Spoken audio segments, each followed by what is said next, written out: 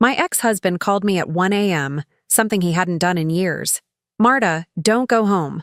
Go to a hotel. Now. I started to argue, but he cut me off, his voice firm. Just trust me. 5 minutes later, police cars were speeding past me, heading in the direction of my house. I'm glad to have you here. Follow my story until the end and comment the city you're watching from, so I can see how far my story has reached. The shrill ring of my phone at 1 in the morning cut through the silence like a blade. I fumbled for it in the darkness, my heart already racing. Nobody calls at this hour unless something terrible has happened. Hello? My voice came out hoarse, thick with sleep. Marta, don't go home. I sat up straight in bed, suddenly wide awake. It was Damien. My ex-husband hadn't called me in 3 months, not since we finalized the paperwork on selling our shared vacation cabin in Lake Tahoe. What? Damien, what are you talking about? Listen to me carefully. His voice was steady but urgent in a way I'd never heard before. Don't go home tonight. Go to a hotel. Now. I rubbed my eyes, trying to make sense of this. It's 1 in the morning. I am home. I'm in bed. No, you're not. You're at Sarah's, remember? You told me last week you were staying over to help her with her mother's estate. He was right. I was at my sister Sarah's house, had been here for 3 days helping her sort through Mom's belongings. But how did he know I was planning to drive back tonight? I hadn't told anyone. How did you… Marta, please, just trust me on this. Go to a hotel. The Marriott on 5th Street. Check in under your maiden name. Don't go to your house tonight. The urgency in his voice sent chills down my spine. Damien had always been calm, measured. Even during our worst fights, even when we were signing the divorce papers after 25 years of marriage, he never sounded like this. You're scaring me. What's going on? I can't explain right now. Just please do what I'm asking. I'll meet you at the hotel in the morning and explain everything. I threw off the covers and walked to Sarah's guest room window. The street was empty, bathed in orange streetlight. Everything looked normal, peaceful even. This is insane, Damien. It's the middle of the night. Why can't you just tell me? Because there isn't time. His voice cracked slightly. Marta, in 25 years, have I ever asked you to do something without explaining why? I pressed my forehead against the cool glass. He was right. Damien had always been the type to explain everything in exhausting detail. It was one of the things that drove me crazy about him. The man couldn't buy a carton of milk without researching the best price per ounce. No, I whispered. Then trust me now. Please. Something in his tone, a vulnerability I hadn't heard since the day he moved out, made my decision for me. Okay, I'll go to the hotel. Thank you. The relief in his voice was palpable. And Marta, don't call anyone. Don't tell Sarah where you're going, just go. The line went dead. I stood there for a long moment, staring at my phone. 3 years ago, when Damien asked for the divorce, he said we'd grown apart, that we wanted different things. Irreconcilable differences, the papers said. We'd been civil, even friendly during the proceedings. We split everything fairly, kept the same accountant, still exchanged Christmas cards. But this felt like something else entirely. I dressed quickly in the dark, grabbed my purse and overnight bag, and crept downstairs. Sarah was a heavy sleeper, and I didn't want to wake her with questions I couldn't answer. I left a note on the kitchen counter. Had to leave early. Emergency at work. We'll call tomorrow. The drive to the Marriott took 15 minutes. The night clerk, a young man with tired eyes, barely looked up when I requested a room under my maiden name, Patricia Wilson. I hadn't used that name in 28 years. How many nights, ma'am? Just one, I hoped. The elevator ride to the 4th floor felt like an eternity. Room 412 was at the end of a long hallway that smelled like industrial carpet cleaner and someone's leftover Chinese takeout. I sat on the edge of the bed, still fully dressed, and stared at my phone. Part of me wanted to call Damien back, demand answers. Another part wanted to ignore his warning entirely and drive home to my own bed, my own coffee maker, my own life. Instead, I found myself thinking about the last few months of our marriage, how Damien had become increasingly distracted, taking phone calls in the garage, staying up late on his laptop with the screen angled away from me. I'd assumed it was work stress. He'd been promoted to senior accounts manager at the insurance company, handling more complex cases. Or maybe another woman. I'd wondered about that too, though I never found any evidence. The divorce had been his idea, but he'd never mentioned anyone else. Never remarried. According to mutual friends, he wasn't even dating. At 2:30 in the morning, I heard sirens in the distance. Multiple sirens getting closer. I went to the window and pulled back the heavy curtain. The hotel overlooked the main boulevard that led to my neighborhood. 3 police cars raced past, their red and blue lights painting the empty street in urgent colors. Then an ambulance. Then 2 more police cars. My blood turned to ice. They were heading toward my street. I grabbed my phone and called Damien, but it went straight to voicemail. I tried again. Same thing. The sirens faded into the distance, but the silence they left behind was somehow worse. I paced the small hotel room, my mind racing through possibilities, each one more terrifying than the last. Had someone broken into my house? Was there a fire? A gas leak? How did Damien know? And why hadn't he warned me sooner? I must have fallen asleep in the chair around 4 in the morning, because the next thing I knew, sunlight was streaming through the window and someone was knocking on my door. "Marta, it's me," Damien's voice, but different somehow, heavier. I opened the door to find my ex-husband looking like he hadn't slept in days. His usually neat brown hair was disheveled, his shirt wrinkled. But it was his eyes that stopped me cold. They held a weight I'd never seen before, a knowledge that had aged him years in a single night. "We need to talk," he said quietly. I stepped aside to let him in, noting how he automatically checked the hallway before closing the door behind him. When had Damien become the kind of man who checked hallways? He sat heavily in the chair I'd vacated, running his hands through his hair. "How much do you want to know?" "Everything." The word came out sharper than I intended. "Start with why police cars were racing toward my neighborhood at 2:30 this morning." Damien looked up at me, and I saw something in his expression that made my stomach drop. Guilt. And beneath that, a sadness so deep it took my breath away. They found evidence that someone was planning to break into your house last night. Evidence of preparation. Preparation for what? His hands clenched into fists on his knees. "There are things about our marriage, about our divorce, that you don't know. Things I never told you because I thought I was protecting you." I sank onto the edge of the bed, suddenly feeling very far away from everything familiar. "What kind of things?"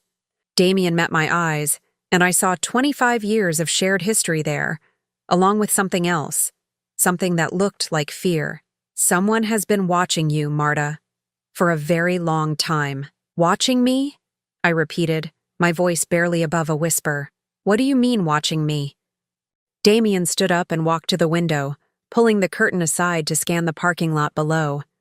The simple action sent a chill through me. This wasn't the man I'd been married to for 25 years. This man was careful, vigilant in a way that spoke of real danger. "Letters," he said without turning around. "Phone calls where no one spoke, just breathing. Flowers delivered to your work with no card. Small things at first, things that could be explained away." My mouth went dry. When did this start? About 6 years ago. He finally turned to face me, and I could see the exhaustion etched in every line of his face. Maybe longer. I didn't recognize the pattern at first. 6 years ago. I tried to think back, to remember anything unusual. There had been some strange calls. I remembered that now. Wrong numbers, I'd assumed, and flowers at the hospital where I worked as a nurse. My colleagues had teased me about having a secret admirer. "You knew about this for 6 years and you never told me?" Damien sat back down, his shoulders slumping. "You were already stressed about your job. The hospital was cutting staff, and you were working double shifts just to keep your position. You'd come home exhausted, and the last thing I wanted to do was add to your worry, so you decided to handle it yourself." I decided to figure out what was going on first. I thought maybe it was just some harmless person with a crush. Hospital staff deal with grateful patients all the time, right? Someone whose life you saved, maybe. I wrapped my arms around myself, suddenly cold despite the warm hotel room, but it wasn't harmless. No, it wasn't. Damien reached into his jacket pocket and pulled out a manila envelope, thick with papers. He hesitated for a moment, then handed it to me. I've been documenting everything. Every incident, every pattern I could identify. The police have copies of all of this now. My hands trembled as I opened the envelope. Inside were dozens of photos, photocopied letters, and what looked like surveillance reports. The first photo showed my car in the hospital parking lot. Someone had taken it from a distance, but the license plate was clearly visible. The second photo made my blood freeze. It was me, walking out of the grocery store completely unaware that someone was watching. The timestamp showed it was taken just 2 weeks ago. "Oh my God," I breathed. "There's more." I flipped through the stack with growing horror. Photos of me leaving work, entering my house, even walking my neighbor's dog when she was out of town. Whoever was taking these pictures had been close enough to capture the expression on my face, the color of my clothes, the books I was carrying. The letters were worse. Typed on plain white paper, they started innocuous enough. "I saw you at the store today. You looked tired. You should take better care of yourself." But they became increasingly personal, increasingly invasive. "You always buy the same brand of coffee. Dark roast, no cream. I remember you liked it sweet when you were younger. When I was younger." My hands shook as I read that line again. Damien? This person? They knew me before? That's what I think. Look at the last few letters. I found them at the bottom of the stack, dated just 3 months ago. The tone had shifted from observation to something more possessive, more demanding. "You've been alone too long. It's not natural for a woman your age to live by herself. You need someone to take care of you. Someone who understands you the way you deserve to be understood." The final letter was dated 2 weeks ago, just before Damien called me last night. "I've been patient. I've watched and waited, hoping you would notice me, hoping you would remember. But you walk through life like I don't exist. Maybe it's time to remind you that some people never forget. Some people never give up." I dropped the papers, my hands shaking too badly to hold them steady. "This is insane. Who would do this? Why?" Damien gathered the scattered documents, carefully placing them back in order. "I've been working with the police for the past 3 months. Detective Rodriguez in the stalking and harassment unit. Last night, they finally got a break." "What kind of break?" "Your neighbor, Mrs. Chen, called 911 around midnight. She saw someone in your backyard, trying the sliding door to your patio. When the police arrived, the person was gone, but they found tools, lockpicks, a glass cutter, rope. The room seemed to tilt around me. Someone had been trying to break into my house. If I'd been home, if I'd followed my original plan to drive back from Sarah's last night." "How did you know?" I asked. "How did you know to call me?" Damien was quiet for a long moment, staring at his hands. "I've been monitoring the police scanner for months now. Every night, I listen to make sure there are no calls about incidents at your address." "You've been listening to a police scanner every night?" I couldn't sleep anyway. His voice was barely audible. "Not knowing someone was out there, watching you, planning something. I'd lay awake imagining all the things that could happen. I stared at this man I'd been married to for 25 years, seeing him clearly for the first time in a very long time. The weight loss I'd attributed to stress, the dark circles under his eyes, the way he'd started calling me more frequently in the months before the divorce, always with some excuse to check in. The divorce, I said slowly. It wasn't really about growing apart, was it? Damien's face crumpled, and for a moment he looked like he might cry. I thought, if we weren't married anymore, if I wasn't living in the house, maybe whoever was doing this would lose interest. Maybe they'd stop focusing on you if it looked like you were alone, available. You destroyed our marriage to protect me from someone I didn't even know was there? I couldn't protect you while pretending everything was normal. I couldn't keep lying to you about why I was installing new locks, why I wanted you to vary your routine, why I didn't want you working night shifts anymore. You were starting to ask questions. The full scope of what he'd sacrificed hit me like a physical blow. Our house, our shared life, our future together. He'd given it all up, and I'd spent 3 years thinking he just didn't love me anymore. Why didn't you tell me the truth? Because I knew you. His voice was thick with unshed tears. I knew you'd insist on handling it yourself. You'd refuse to change your life, refuse to be afraid. You'd probably want to confront whoever was doing this directly. He was right. That's exactly what I would have done. And now? I asked. What happens now? Damien stood up and walked back to the window, that same careful surveillance of the parking lot. Now we wait for the police to do their job. They think they know who's been stalking you. Who? Someone from your past. Someone who's been carrying a grudge for a very long time. He turned back to me, his expression grim. They found something else last night, Marta. Something that connects this to a case you were involved in years ago. My mind raced through possibilities. In 30 years of nursing, I'd dealt with hundreds of patients, thousands of family members, some grateful, some angry, some looking for someone to blame when things went wrong. What kind of case? Damien's phone buzzed. He glanced at it, then at me. Detective Rodriguez wants to meet with us this morning. She has more information. More information about what? About who's been watching you, and why they've decided to stop watching and start acting. The weight of his words settled over me like a heavy blanket. This wasn't over. This was just the beginning. I looked at the manila envelope full of evidence, at this man who'd sacrificed everything to keep me safe, at the hotel room that had become my refuge from a danger I never knew existed.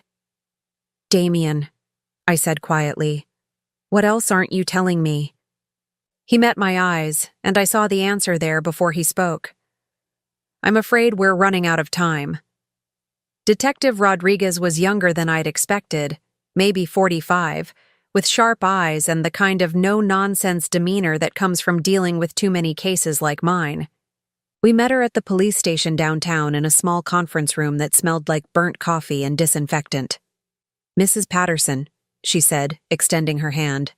I'm sorry we're meeting under these circumstances. I shook her hand, noting the firm grip, the way her eyes studied my face like she was cataloging details. It's actually Mrs. Wilson now. I went back to my maiden name after the divorce. Of course. She gestured for us to sit at a scarred wooden table. Your ex-husband has been very helpful in our investigation. The documentation he provided has been invaluable. Damien sat beside me, close enough that I could feel the tension radiating from his body. Have you made an arrest? We're getting there. Detective Rodriguez opened a thick file folder. But first, I need to ask Mrs. Wilson some questions about her time at St. Mary's Hospital, specifically about a patient named Marcus Holloway. The name hit me like a slap. I hadn't thought about Marcus Holloway in 15 years, but hearing it now brought back a flood of memories I'd tried very hard to forget. You remember him, Detective Rodriguez observed. Yes, my voice came out smaller than I intended. But that was a long time ago. 15 years, maybe more. 16 years to be exact. You were his mother's primary nurse during her final stay in the ICU. I closed my eyes, trying to push away the images that came flooding back. Eleanor Holloway, 68 years old, admitted with complications from diabetes. Sweet woman, always worried about being a burden. And her son Marcus, who visited every day, who questioned every decision, who seemed to think that if he just argued loud enough, he could will his mother back to health. She died, I said quietly. Mrs. Holloway died on my shift. Tell me about that night. I looked at Damien, who nodded encouragingly. It was a Wednesday night in October. Mrs. Holloway had been stable for 3 days, but her blood sugar spiked around 10 p.m. Dr. Morrison ordered an insulin adjustment, but she went into hypoglycemic shock before we could stabilize her. The memory was as clear as if it had happened yesterday. The alarms going off, the crash team rushing in, Eleanor Holloway's son screaming at everyone to do something, to save her, to not let her die. Marcus blamed you, Detective Rodriguez said. It wasn't a question. He blamed everyone. The doctors, the nurses, the hospital administration. He said we'd killed her through negligence. But he focused on you specifically. I nodded reluctantly. I was the one who administered the insulin. Even though it was doctor's orders, even though I followed protocol exactly, Marcus insisted it was my fault. He said I gave her too much, too fast. Did he threaten you then? Not exactly threatened. He was grieving, angry. People say things when they're in that kind of pain. I paused, remembering the wild look in his eyes, the way he'd grabbed my arm outside the hospital that night. He did say something about how I'd taken away the only person who ever loved him, that someday I'd know what that felt like.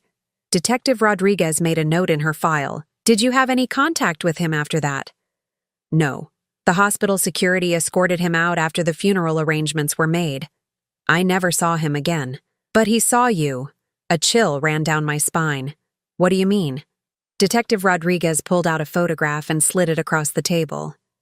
It showed a man in his 50s, thin and balding, with the kind of pale complexion that came from spending too much time indoors. His eyes were what I noticed most. Intense, focused, with an unsettling quality that made me want to look away. Is this Marcus Holloway? I asked. Taken 2 weeks ago outside your workplace. He's been documenting your routine for years, Mrs. Wilson. Your schedule, your habits, the people in your life.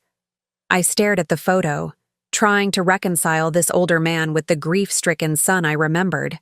He looked smaller now, but there was something in his posture, in the way he held himself, that spoke of barely contained rage. He's been watching me for 16 years? On and off. We found evidence that he's moved several times, always managing to end up within a 50-mile radius of wherever you were living. When you moved from Sacramento to your current address 5 years ago, he moved too. Damien leaned forward. You said you found tools at Marta's house last night. Was he planning to hurt her? Detective Rodriguez's expression darkened. We found more than tools, Mr. Patterson. We found detailed floor plans of your house, Mrs. Wilson, schedules of your daily routine, photos of you sleeping, taken through your bedroom window. My stomach lurched. He was in my yard before last night, many times. We found evidence of repeated trespassing going back months, footprints in your flower beds, scratches on your window screens where he'd been trying to see inside. The room felt like it was spinning. All those nights I'd slept peacefully in my own bed, never knowing someone was watching through my window. All those mornings I'd gotten dressed, showered, lived my life, while a stranger documented my every move. There's more, Detective Rodriguez continued. We found a storage unit rented under an alias. Inside were hundreds of photos of you, detailed journals documenting your activities, and what appears to be a shrine. A shrine? Photos of you arranged around a hospital photo of his mother. Candles, flowers, personal items he'd somehow acquired over the years. I felt bile rise in my throat. What kind of personal items? A coffee cup from the hospital cafeteria with your lipstick on it. A pen you'd dropped in the parking lot. A scarf you donated to the hospital charity drive 3 years ago. Each item she mentioned felt like a violation. This man had been collecting pieces of my life, building some twisted memorial to his obsession. But why now? Damien asked. Why did he decide to escalate last night? Detective Rodriguez glanced between us, her expression carefully neutral. We believe something triggered him recently, a change in your life that he perceived as an opportunity. I thought about the past few months, trying to identify what might have changed. The divorce was finalized 3 years ago. I haven't started dating anyone. I still work at the same hospital, live in the same house. Actually, Detective Rodriguez said carefully, we think it might be connected to your ex-husband's recent behavior. Damien stiffened beside me. What do you mean? Mr. Patterson, you've been monitoring Mrs. Wilson's house, haven't you? Driving by at odd hours, parking across the street to watch for unusual activity? My head snapped toward Damien. You've been watching my house? His face flushed red. Not watching, checking, making sure everything looked normal. How often? Detective Rodriguez asked. Every few days. Sometimes more if I was worried. Marcus Holloway noticed. We found entries in his journal expressing anger about a rival who was interfering with his surveillance. He became convinced that someone else was competing for your attention. The full implications hit me like a freight train. He thought Damien was trying to get back together with me. More than that, he thought your ex-husband was the reason you weren't responding to his attempts to communicate. The flowers, the letters, even some gifts that apparently never reached you. What gifts? We're still investigating, but we believe he left items on your doorstep that were removed before you could find them, probably by well-meaning neighbors or delivery personnel. I turned to Damien, seeing him in an entirely new light. You weren't just monitoring police scanners. You were actually watching my house. I couldn't help it. His voice was thick with emotion. I knew someone was out there, and I couldn't protect you from a distance, so I'd drive by, just to make sure your lights were on, that everything looked normal. He saw you as an obstacle, Detective Rodriguez continued. Someone who needed to be eliminated before he could approach you directly. Eliminated? I repeated, my voice rising. You mean he was planning to hurt Damien? We found detailed surveillance notes about your ex-husband's routines too. His work schedule, his apartment, his regular haunts. But the immediate threat was to you, Mrs. Wilson. We believe he was planning to break in last night while you were sleeping. The conference room fell silent except for the hum of fluorescent lights overhead. I tried to process everything I'd learned, but it felt like trying to hold water in my hands. Every time I thought I understood the scope of what had been happening, it got bigger, more terrifying. Where is he now? I asked. We're actively searching for him. He hasn't been to his apartment in 3 days, and his car was found abandoned near the interstate.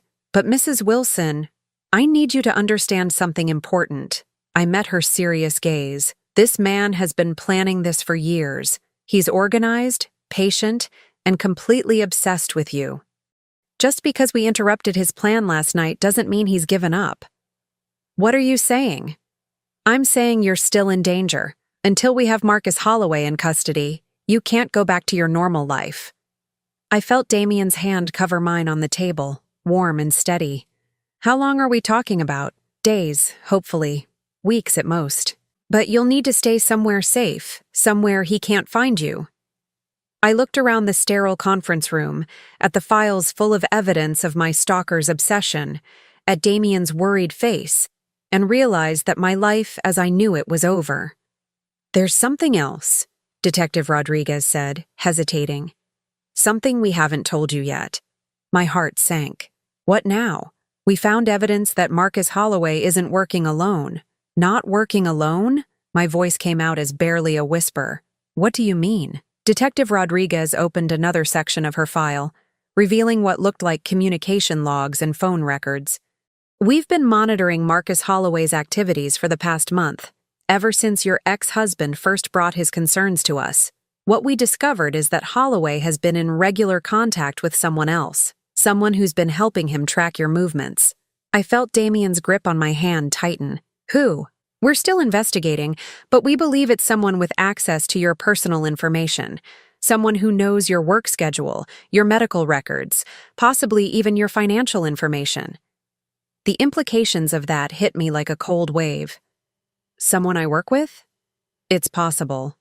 Or someone with legitimate access to hospital records.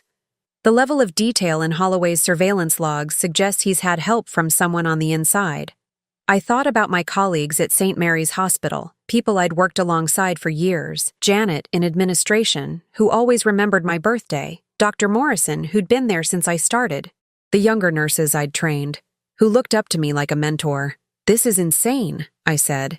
These are people I trust, people I've worked with for decades. I know this is difficult, Detective Rodriguez said gently, but we need to consider all possibilities. Holloway couldn't have maintained this level of surveillance on his own. Someone has been feeding him information. Damien leaned forward. What kind of information? Schedule changes, when you were working overtime, when you'd be out of town. Last month, when you took those 3 days off to help your sister, Holloway knew about it in advance. He was positioned outside your sister's house within hours of your arrival. My blood turned to ice. He was watching Sarah's house? We found photos. You gardening in her backyard, carrying boxes to your car, even sleeping in the guest room. He had a clear view through the window. I thought about those peaceful days at Sarah's, sorting through our mother's belongings, feeling safe and surrounded by family memories. The whole time, Marcus Holloway had been watching, documenting, planning. There's more, Detective Rodriguez continued.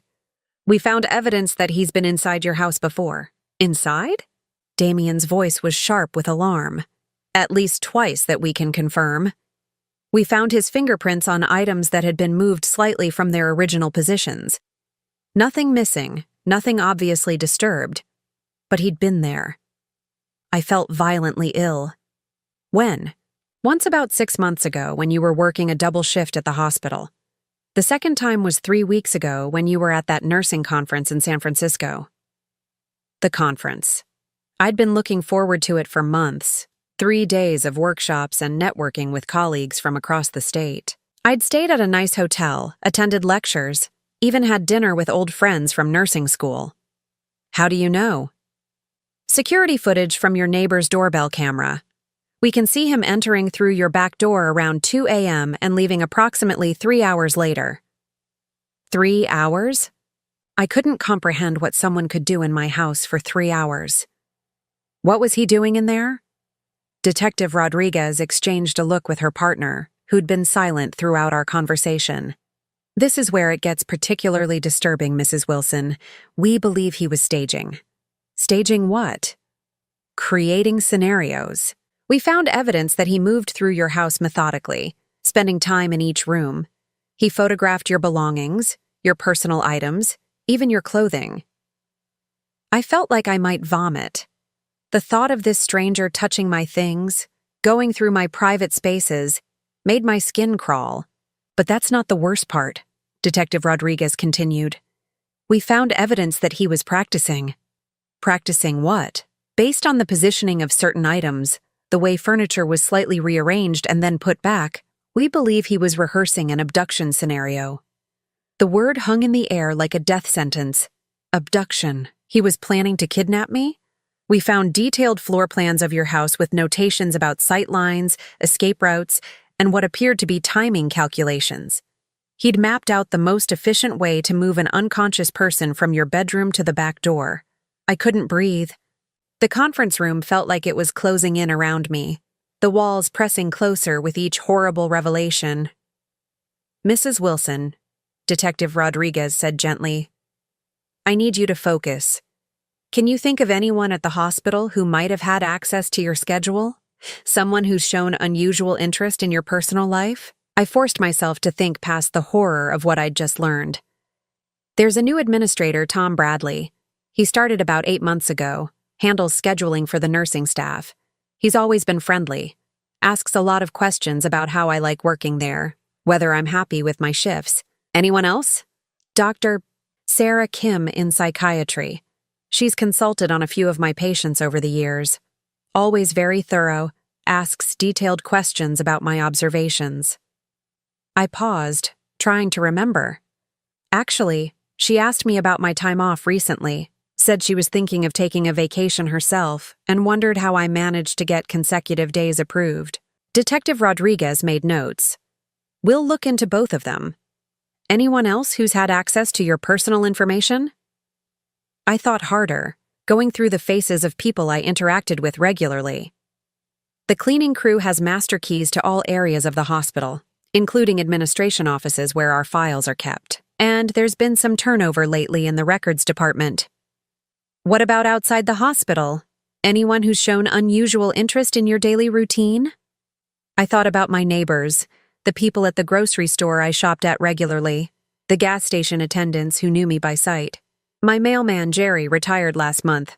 The new one, I don't know his name, but he's asked questions about whether I live alone, whether I travel much. Every person I mentioned felt like a potential betrayal. These were people I saw regularly. People I trusted with small talk and casual friendliness. The idea that one of them might have been feeding information to my stalker made me feel paranoid and violated. There's something else we need to discuss, Detective Rodriguez said. Your safety going forward. She can't go back to her house, Damien said firmly, not until this guy is caught. Agreed, but it's more complicated than that. If someone at the hospital is involved, Mrs. Wilson can't return to work either. Not until we identify who's been helping Holloway. My career, my home, my entire life, everything was being stripped away because of one man's twisted obsession. How long? I asked. We're hoping to have answers within the next few days. Holloway can't hide forever. And now that we know he's had help, we can focus our investigation on the people with access to your information. And if you don't find him quickly? Detective Rodriguez hesitated. Then we'll need to discuss more permanent relocation options. The word relocation hit me like a physical blow. She was talking about witness protection, about disappearing from my life entirely. This is all because I did my job, I said, my voice rising with anger. Because I followed a doctor's orders and gave a patient the medication he prescribed. Because a woman died on my shift 16 years ago, and her son can't accept that sometimes people die in hospitals despite our best efforts. I know this seems incredibly unfair, Detective Rodriguez said. But obsessions like this aren't rational. In Holloway's mind, you're responsible for the most traumatic event of his life. He spent 16 years building up a fantasy where confronting you will somehow give him closure or revenge. What kind of confrontation? Damien asked, his voice tight with worry. We're not sure. The evidence suggests he's been planning something elaborate, something that would give him extended time alone with Mrs. Wilson. The abduction scenario was just the first step. I didn't want to know what came after the first step. I didn't want to imagine what Marcus Holloway had been planning to do once he had me isolated and helpless. There's one more thing, Detective Rodriguez said, and I could tell from her tone that this was the worst revelation yet. We found a timeline in his apartment. He's been working toward a specific date. What date? October 15th, the anniversary of his mother's death. I felt the blood drain from my face. October 15th was next week. He's been planning this for 16 years, I whispered, waiting for the right anniversary. Detective Rodriguez nodded grimly, which means he's not going to give up just because we interrupted him last night.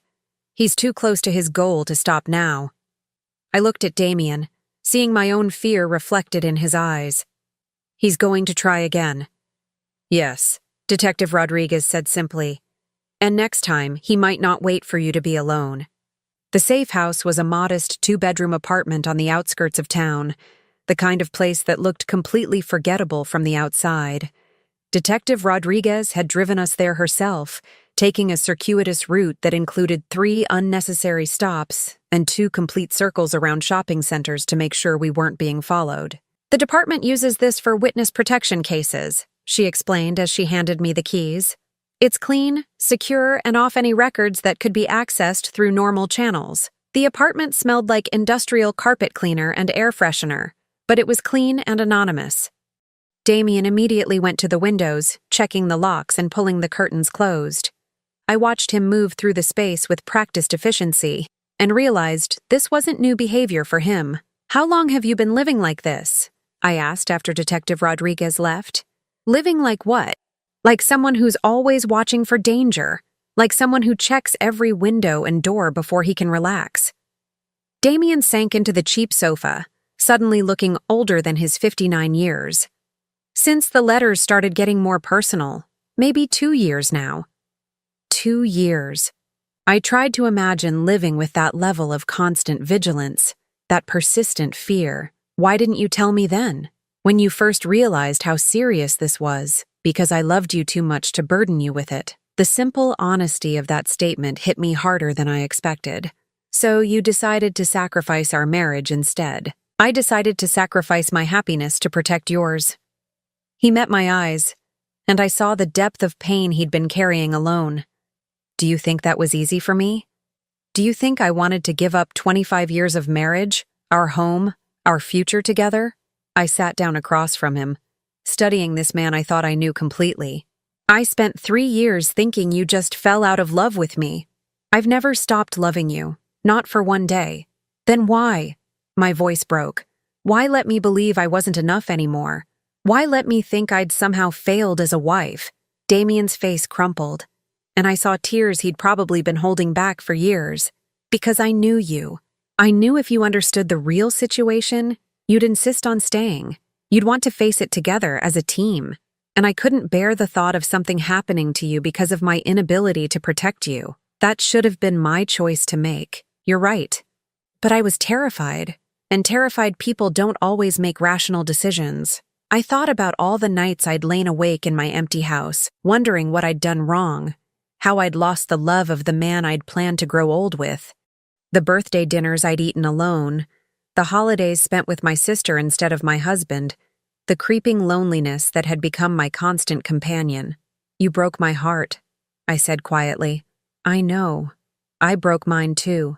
We sat in silence for a while, the weight of 3 years of misunderstanding settling between us. Outside, I could hear traffic and distant voices, the sounds of a world continuing normally while mine had been turned completely upside down.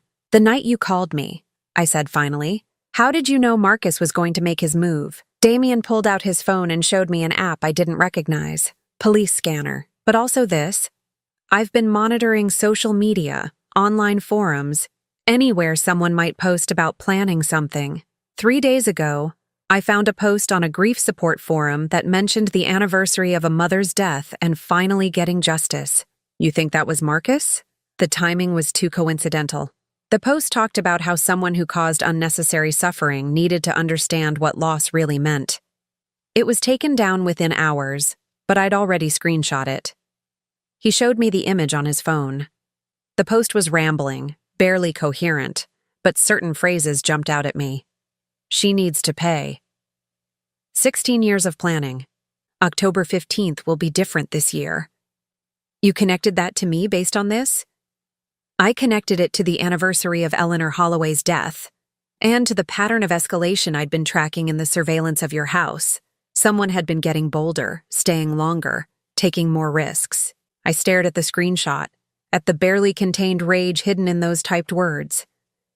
He really blames me for his mother's death. Some people need someone to blame when tragedy strikes. It's easier than accepting that sometimes bad things just happen. My phone buzzed with a text from Detective Rodriguez. They found him. I felt my heart stop. Marcus? She wants us to come to the station. They have him in custody. The drive to the police station felt like it took hours, though it was probably only 20 minutes. My hand shook the entire way, and I couldn't decide if I was relieved or terrified. Part of me wanted to see Marcus Holloway, to look into the eyes of the man who'd stolen my peace of mind and nearly destroyed my marriage. Another part of me never wanted to be in the same building as him. Detective Rodriguez met us in the lobby. We got him about an hour ago. He was at the storage unit where he'd been keeping his surveillance materials. Apparently, he went back to retrieve something. What?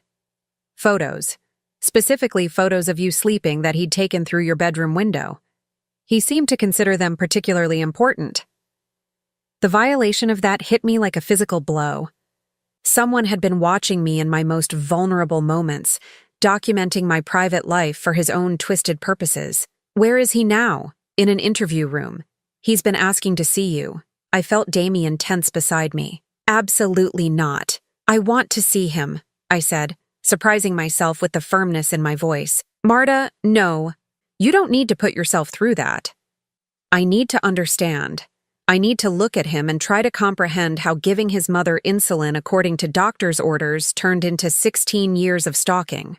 Detective Rodriguez studied my face. Are you sure? He's not what you might expect. What do you mean? He's calm, rational even. He speaks about you like he knows you personally, like you've been having a relationship all these years. That was somehow more disturbing than if he'd been raving and obviously mentally ill. I want to see him. The interview room was small and sterile, with one-way glass that allowed me to observe without being seen. Marcus Holloway sat at a metal table, his hands folded calmly in front of him. He looked older than his 54 years, with thinning hair and the pale complexion of someone who spent too much time indoors. But his eyes were what caught my attention. They were focused, intelligent, and completely without remorse. Detective Rodriguez sat across from him, conducting what appeared to be a routine interview. But I could hear every word through the speakers in the observation room. Why now, Marcus? She was asking. Why did you decide to act on October 15th? Because that's when she killed my mother, he said simply, as if it were the most obvious thing in the world. 16 years ago exactly. It seemed appropriate that she should understand what loss feels like on the same day. But your mother died from complications of diabetes. She was very sick.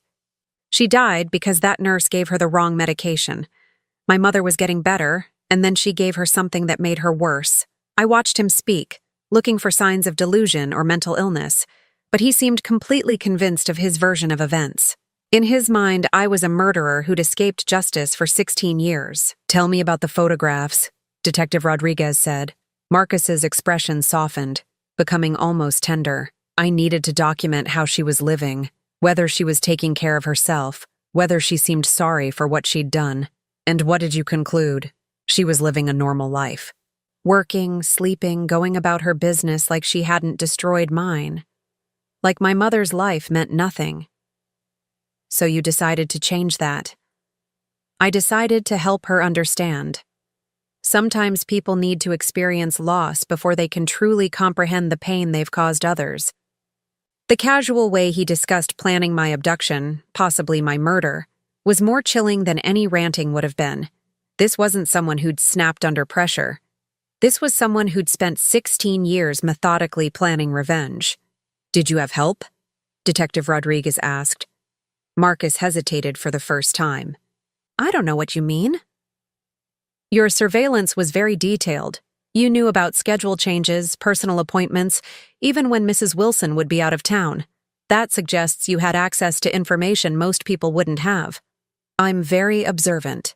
Where did you get her work schedule, Marcus? Another pause. People talk. You'd be surprised what you can learn just by listening. Detective Rodriguez leaned forward. Who were you listening to? Marcus looked directly at the one-way mirror, almost as if he could see me watching. Some people understand justice. Some people believe that when someone causes unnecessary suffering, there should be consequences. Give me a name, Marcus. I think I'd like to speak to a lawyer now. The interview ended abruptly, leaving more questions than answers. I stood in the observation room, staring at this man who'd been the shadow over my life for 16 years, and felt an odd sense of deflation. I'd expected a monster, but Marcus Holloway just looked like a sad, broken man who'd never learned to process grief in a healthy way. He's not going to give up his accomplice, Detective Rodriguez said, joining us in the observation room. So we still don't know who at the hospital was helping him? We're working on it. Now that we have Marcus in custody, we can trace his communications, track his movements. If someone was feeding him information, we'll find them. I looked at Damien, who'd been unusually quiet during the interview. What are you thinking? I'm thinking about the 3 years we lost because I was too afraid to trust you with the truth. We can't change that now. No, but we can decide what happens next. He took my hand, his grip warm and steady. Marta, I know I have no right to ask this after what I put you through, but when this is over, when Marcus is in prison and whoever helped him is caught, would you consider giving us another chance? I looked at this man who'd sacrificed everything to protect me, who'd lived with fear and loneliness because he couldn't bear the thought of anything happening to me. The anger I'd carried for 3 years was still there, but it was mixed now with understanding, with recognition of the impossible choice he'd faced. I don't know, I said honestly. We've both changed. I've learned to live independently, and you've learned to live with secrets. I'm not sure we can go back to who we were. I don't want to go back, Damien said. I want to go forward. Together this time, with complete honesty. Before I could answer, Detective Rodriguez's radio crackled to life. Rodriguez, we need you in interview room 2. The suspect is asking for Mrs. Wilson again. What does he want now? He says he has something important to tell her. Something about the person who's been helping him. 6 months later, I stood in the kitchen of our new house, watching Damien hang curtains in the living room. Not my house or his house, but ours. A fresh start in a neighborhood where Marcus Holloway had never set foot, where no shadows from the past could follow us. The revelation about who had been helping Marcus still sent chills through me when I thought about it.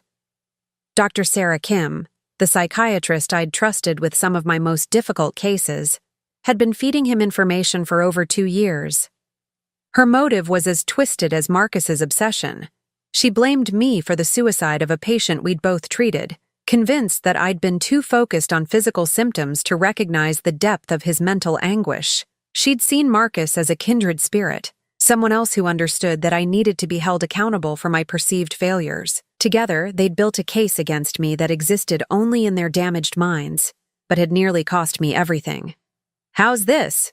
Damien called from the living room, stepping back to examine his handiwork. I walked over to inspect the curtains, a soft blue that matched the throw pillows I'd chosen the week before. "Perfect. You're getting good at this domestic stuff." "I've had a good teacher." It had taken us 4 months of couples therapy to get to this point, to a place where we could joke about curtains and throw pillows like a normal couple. The road back to trust hadn't been easy. There were nights when I'd wake up angry all over again about the years we'd lost, days when Damien's protective instincts felt more like control than care. But Dr. Martinez, our therapist, had helped us understand that we weren't trying to rebuild our old marriage. We were creating something entirely new, a partnership between two people who'd learned the hard way that love without honesty wasn't sustainable, and protection without communication was just another form of abandonment. "I have something for you," Damien said, reaching into his pocket. My heart skipped, wondering if this was the moment he'd been hinting at for weeks.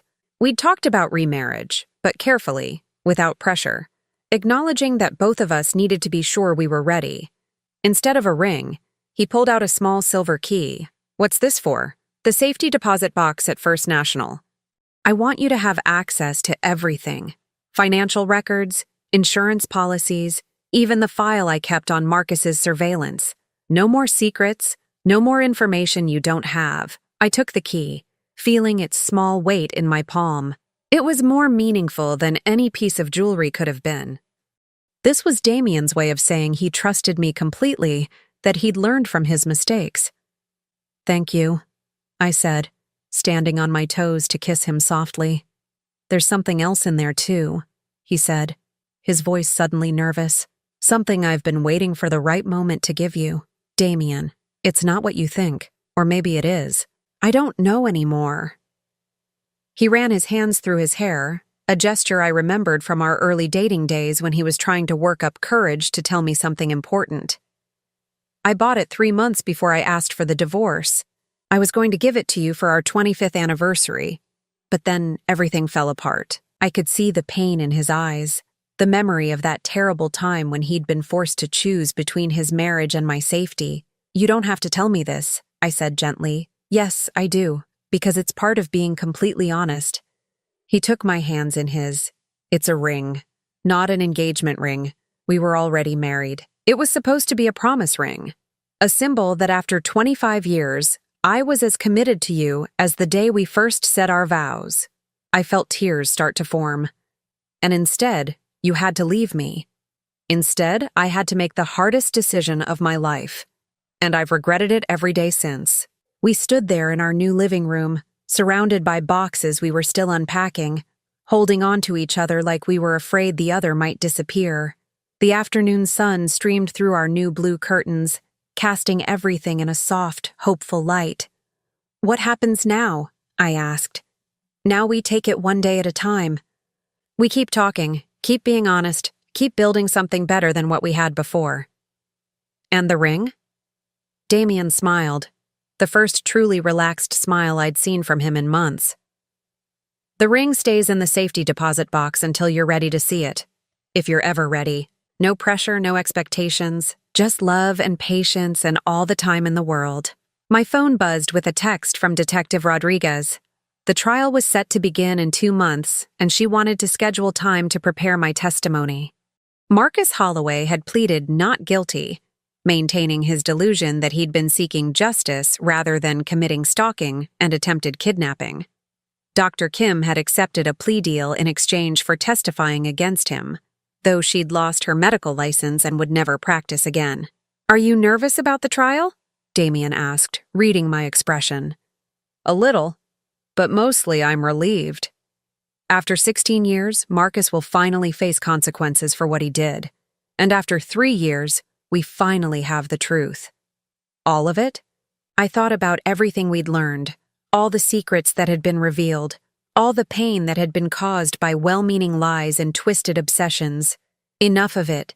Enough to move forward. That evening, we had dinner with Sarah and her husband Tom. My sister had been my rock during the worst of the revelations about Marcus, never once making me feel like I should have seen the signs or could have prevented what happened. "You two look happy," she observed, passing the salad bowl across the table. "We're getting there," I said, glancing at Damien. "It's hard work, rebuilding trust after everything that happened." "The best things usually are," Tom said. "Look at us, 23 years of marriage, and we're still figuring each other out." "The difference is you've been figuring each other out together," Damien said. "We lost 3 years where we were apart, growing and changing without each other. Now we have to learn who we became during that time." "And do you like who you became?" Sarah asked me. I considered the question seriously. The woman I was now was stronger than the one who'd been married to Damien before, more independent, more willing to ask for what I needed, less likely to accept protection at the expense of honesty. "I do," I said. "I like her more than I expected to, and I think she's better equipped to be in a partnership with this version of Damien." "This version?" Damien raised an eyebrow. "The one who's learned that love means trusting your partner to handle difficult truths. The one who's realized that protecting someone sometimes means letting them choose their own level of risk." After dinner, Damien and I walked through our new neighborhood, taking the long way home. The houses were smaller than our old one, the yards more modest, but there was something peaceful about the tree-lined streets and the sound of children playing in backyards. "Do you miss it?" he asked. "The house, the life we had before?" "Sometimes. But I don't miss the illusion that everything was perfect. I don't miss not knowing that you were sacrificing your happiness for mine. Even if my intentions were good? Especially because your intentions were good. It made the betrayal hurt worse, knowing that you'd lied to me out of love rather than selfishness." We stopped in front of our house, looking up at the warm light spilling from the windows we'd left on. It looked like home already, more than my old house ever had after the divorce. "Marta," Damien said, his voice serious, "I need you to know something. If we do this, if we rebuild our marriage, I will never make a unilateral decision about our safety again. Whatever we face together. Even if you think you're protecting me? Especially then, because the last 3 years taught me that protecting you from the truth just protects you from being able to make informed choices, and you deserve better than that." I looked at this man who'd learned to value my autonomy as much as my safety, who'd been willing to lose everything rather than see me hurt, who was now committed to never making that choice again. "I love you," I said simply. "Not the man you were, not the marriage we had, but who we are now and what we're building together. I love you too, all of you, your strength, your independence, your refusal to be protected from your own life."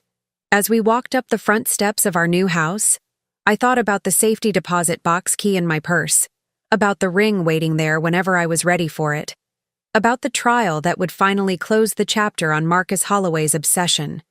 But mostly, I thought about tomorrow, about waking up in a house where honesty lived alongside love, where protection and partnership could coexist, where two people who'd learned hard lessons about trust were committed to doing better.